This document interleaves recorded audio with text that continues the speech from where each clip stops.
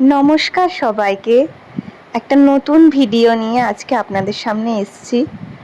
আজ আপনাদের দেখাবো একটা বোতলকে কি করে সুন্দর করে রং করে আমরা রুম ডেকোরেশনে সেটাকে ব্যবহার করতে পারি।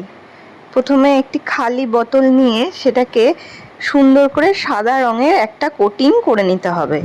এই সাদা রঙের কোটিংটা আমাদের এই জন্য প্রয়োজন যে এরপরে যখন এই বোতলটায় অন্য যে কোনো কালার করব, তখন সেই কালারটা যেমন সুন্দর ফুটবে তেমন সুন্দর সেটাকে ভালোভাবে দেখতে লাগবে। তাই একটা সাদা রঙের কোটিং অবশ্যই করতে হবে। এক্ষেত্রে আপনারা জেসো ইউজ করতে পারেন অথবা যে কোনো ফেব্রিকের সাদা রং ইউজ করতে পারেন। অবশ্য আমি এখানে দুটো সাদা রঙের কোটিং করার পরে আপনারা যে লুকটা দেখতে পাচ্ছেন এখন বোতলটার, সেই লুকটা এসছে। এরপরে আমি একটা পিঙ্ক কালার করেছি বোতলটার ওপরে, একদম লাইট বেবি পিঙ্ক কালার করেছি।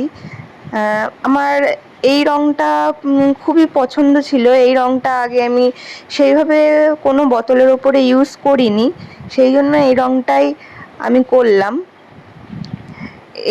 এইভাবে প্রসেসিং তেমন কোনো কঠিন না, শুধুমাত্র রঙটা চাপালেই হবে।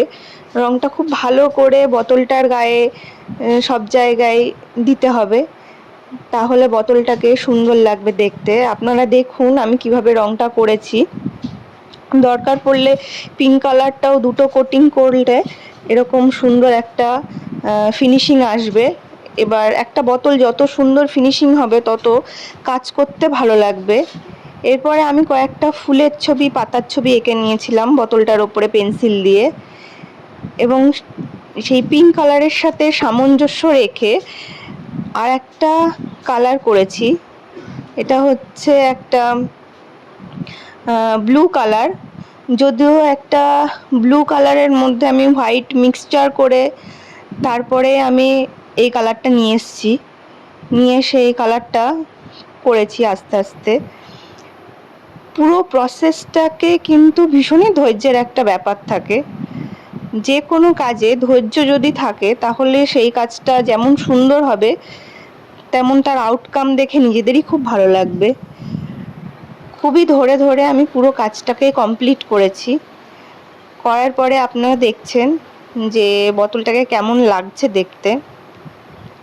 এই কাজটার পেছনে আমার অনেকটা ভালোবাসা ছিল। যে কোনো কাজ আমি খুব যত্ন করে ভালোবাসা করে করার চেষ্টা করি, সেই জন্য হয়তো অনেক কাজ দিয়ে উঠতে পারি না, পরপর ভিডিও দিতে পারি না। আপনারা দেখুন, দেখে আমাকে জানান যে পুরো কাজটা আপনাদের কেমন লাগলো, রং করার পরে বোতলটা কেমন লাগছে। আপনারা অবশ্যই অবশ্যই আমাকে জানাবেন। Thank you.